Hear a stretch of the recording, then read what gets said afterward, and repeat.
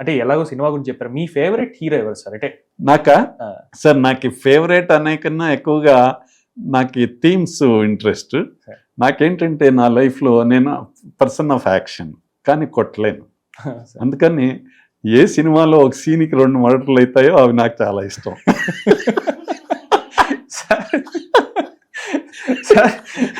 Sir మీ character ని analyse చేయాలంటే బహుశా నేను ఒక 20 years వెయిట్ చేసి.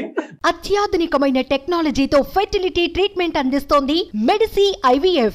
మీ మీద రీసెర్చ్ చేసిన తర్వాత రావాలి సార్. ఇలా ఏదో సింపుల్ గా రాసేసుకొని మిమ్మల్ని అడిగితే అర్థం కావాలి సార్. పాలిటిక్స్ లో ఎంటర్ అవ్వాలనుకున్నారు, సినిమాలో అవ్వాలనుకున్నారు. నాకు అన్ని ఇంట్రెస్ట్ అండి. నాకు సినిమాలు ఎంత అంటే not that I don't enjoy నాకేంటి రామారావు కానీ వీళ్ళంతా మనం న్యాచురల్ గానే లైక్ కదా, మనం అదే వాళ్ళనే చూసేవాళ్ళం కదా. కానీ నాకు ఈ ఇలాగ యాక్షన్ ఉండాలన్నమాట. ఎందుకంటే I'm a man of action. తర్వాత లిటరేచర్ ఇంట్రెస్ట్, నాకు మ్యూజిక్ ఇంట్రెస్ట్. అందుకని మెడిటేషన్ చేయాల్సి వచ్చింది. నాకు హార్ట్ అటాక్ అయ్యి ఎప్పుడో అయినప్పుడు 2003లో ఆ మెడిటేషన్ 1 year చేయగానే డల్ అయిపోయాను. నేను మెడిటేషన్ యూజ్లెస్ అని దాన్ని వదిలేసి మ్యూజిక్ మొదలెట్టుకున్నాను. సో మెంటలీ నేనే నేర్చుకుంటున్నాను, ఏదో చేసుకోవడమే. ఇలాగా మనిషి అనేవాడు ఇలాంటిది చేయలేడు అనేది లేదండి. మనమే లిమిటేషన్స్ పెట్టుకున్నామండి. ఎవరు చెప్పారండి మీ బ్రెయిన్కి ఇంతే చేయమని? ఎందుకు సార్ మీరు ఇక్కడ కూర్చొని వేస్ట్ చేస్తున్నారు టైం? ఎవరు చెప్పారు మీకు ఇది చేయమని? ఇంకా ఎందుకు చేయమను సార్? నేను 2 o'clock దాకా నిద్రపోను. నా లైఫ్ అంతా 4 hours డే ఐ స్లీప్ అండి.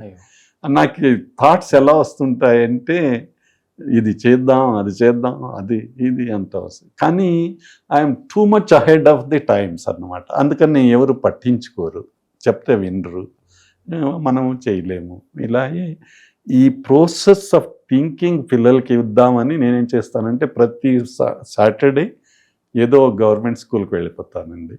వెళ్ళి అలా పిల్లలతో 1 hour గడుపుతాను. So that way about 25,000 to 30,000 children per year నేను మీట్ చేస్తాను. వెళ్ళి వాళ్ళతో ఏదో కలిసి నిజంగా అదృష్టం కదా. అది ఏంటో అండి చేద్దామని తపన. నేను దేవుణ్ణి పట్టించుకోను. I have agreement with God అంటాను. I leave the God alone and he leaves me alone అని. తిరుపతికి ఎన్నోసార్లు మా వైఫ్ని తీసుకెళ్ళి లోన్ పంపించేసి బయట ఉంటాను. ఆ టీ కొట్టవాడి దగ్గర కూర్చొని. కానీ నాకు దేవుడు అంటే చాలా నమ్మకము. ఎందుకంటే మనకి చిన్నప్పుడే భీముని కథ విన్నాము కదా, వాడంత భక్తుడు ఎవరు లేరు.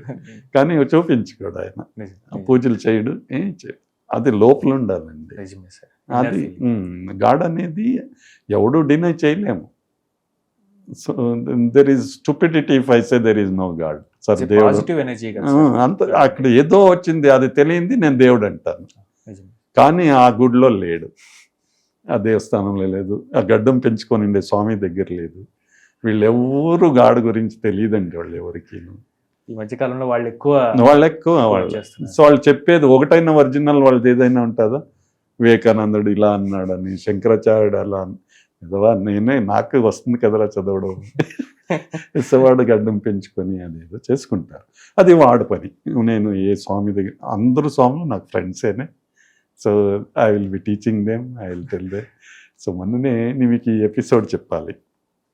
ఇప్పుడు మంత్రాలయం స్వామీజీ నన్ను పట్టుకుంటారు, తర్వాత ఇలాగ పెద్ద స్వామిలు అందరూ మీట్. ఎందుకంటే వీళ్ళకి ఒకటి చెప్తున్నాను, ఇంకా మేమంతాను సైంటిస్టులు టాప్ లెవెల్లో we assume that by 2050 world end అవుతుందని, ప్రళయం అయిపోతుందని. చూడండి లాస్ట్ ఇయర్ టెంపరేచర్ వరల్డ్ హిస్టరీలోనే highest, next year it will be more. ఇలా అయితే మన బాడీ విల్ నాట్ సస్టైన్ అండి, కిడ్నీస్ ఫెయిల్ అవుతాయి, మనం చచ్చిపోతాం, ఏదో చేయాలి. సో ఇప్పుడు దీన్ని చేయడానికి మళ్ళీ ప్రపంచం మళ్ళీ కూల్ అయ్యి మళ్ళీ పాపులేషన్ రావాలంటే ఎక్కడి నుండి వస్తుంది? అందుకని ఒక ప్లాన్ అనుకున్నాం, సర్టన్ పీపుల్ని మార్స్లో దాచేద్దామని. మార్స్లో దాంట్లో లాట్ ఆఫ్ వర్క్ చేశాను నేను. అక్కడ బిల్డింగ్ ఎలా కట్టాలి, ల్యాండింగ్ ఎలా కావాలి, లాట్ ఆఫ్ రీసెర్చ్ చేశాను నేను అమెరికన్స్తో అంతా కలిసి. సో ఇప్పుడు నేను ఈ స్వామీలకు చెప్తున్నారు, మీరు వేస్ట్ ఎంత ఇగ్నోరెంట్ మీరు అంటే, రేపు అక్కడ వెళితే వీళ్ళు మొత్తం వెస్టర్నర్స్ ఓన్లీ క్రిస్టియన్స్ని తీసుకెళ్తారు. ఎక్కడ పోతుంది నీ హిందూయిజం? మీరు అందరూ కలిసి ఇక్కడ జాతీయ కలహాలు పెట్టుకున్నారే, ఇవంతా ఇంకో 50 సంవత్సరాల్లో అంత పోతుంది. నెక్స్ట్ వచ్చినప్పుడు ఓన్లీ వన్ రిలీజన్, మళ్ళీ స్టార్టింగ్ వచ్చేస్తుంది. No Hinduism. సో దీన్ని సేవ్ చేయాలంటే నా మాట వినండి, వెళదాం గవర్నమెంట్ దగ్గర కూర్చొని ఆ ప్రాజెక్టులు మనము మొదలెట్టి చేసి, నాకు ఆశ ఏమంటే 25 ఫ్యామిలీలు రెడ్లను పెట్టాలి అక్కడ. మార్స్లో పెట్టి దాచేస్తానండి, మన వంశం వదలరా కదా. అలాగా ప్రతి ఒక్కడు వాళ్ళ వంశం మీద అభిమానం పెంచుకుంటే, జాతి కదా నేను మాట్లాడేది, వాళ్ళ గ్రూప్ని వాళ్ళు అభిమానం పెంచుకుంటే, దీంట్లో మిస్టేక్ ఏంటంటే ఇంకో గ్రూప్ని హేట్ చేయరాదు, కలిసి బ్రతకాలి. అప్పుడు మొత్తం దేశం డెవలప్ అయిపోతుంది, ప్రపంచం డెవలప్ అయిపోతుంది. సో ఇలాగా అందరినీ రెచ్చగొడుతున్నాను. Let us do this project where Hindus should be hidden there. So స్వాములకి ఇప్పుడు కొంచెం భయం అయింది. ఇంకా వాళ్ళకి ఏముంటది కదా సార్, సైన్స్ పరంగా అందరిని పంపించేస్తే ఇంకా వాళ్ళు కూర్చొని టీవీ ఛానల్స్ ఏం చెప్తారు సార్? మీకు తెలియంది ఏంటంటే తిరుపతిలో 15% డ్రాప్ అయింది సార్ భక్తులు. ఇంకొక 20-30 సంవత్సరాల్లో భక్తులు ఉండరండి. యూరోప్లో ఒక్క చర్చ్లో ఒక్కడు పోడండి, రిలీజియన్ ఈజ్ గానండి. ఎవరిని అడిగినా I'm non religious. So same is happening to Hinduism also. అందుకని తిరుపతి వాళ్ళు వణుకుతున్నారండి. అందుకని ఇప్పుడు దాన్ని గోల్డ్ షీట్ వేస్తానంటాడు 650 crores. విన్నారు కదా, Tirupati they want to cover with gold so that more భక్తులు రారండి. Because they are realising this whole thing is not matching with what is life going on they. So finally it will die. So మీరు ఇప్పుడు miracle చేయాలి, ఏం చేయాలి అని స్వాములకు చెప్తుంటారు. ఎలాగ మన రిలీజన్ కాపాడుకోవాలని, పూజలు మెథడ్లు డిఫరెంట్ చేద్దామని. ఒక్కటే మనం అభిషేకం చేసేది హైయెస్ట్ పూజ అండి, అందులోనూ రక్తాభిషేకం చేసేది హైయెస్ట్. సో స్వామిలకు కూర్చొని చెప్తా, మీరు ఈ రక్తాభిషేకం చేసేది ఎలా అని ఒక ప్రొసీజర్లు ఎవాల్వ్ చేద్దాం. ఎలాగంటే దేవుడు అనేది ఆవాహన చేసుకునేది అంతే కదండి, ఫిజికల్గా ఏముండదు. సో వాడికి ఓ మంత్రాలు చెప్పిద్దాం, ఇది చెప్తే దేవుడు మీ హృదయంలో కూర్చుంటాడు. హృదయంలో ఎవరీ సెకండ్ బ్లడ్ వస్తూ ఉంటుంది సార్. రక్తాభిషేకం సెకండ్కి అవుతుంది. అప్పుడు దానికి మంత్రాలు రాయండి సార్. అప్పుడు టెంపుల్స్ వద్దు, నీ రిలీజన్ డైరెక్ట్ గా ఇన్నర్ కూర్చోబెట్టేస్తే ఎవడు రిలీజన్ కొట్టలేడు ఇంకా, ఎందుకంటే మనలో చేరిపోయింది కదా, మన బ్లడ్ అణువులను కూర్చుంటే. దాన్ని చాలా మంది ఎఫెక్ట్ అయిపోయారు స్వామీజీలు.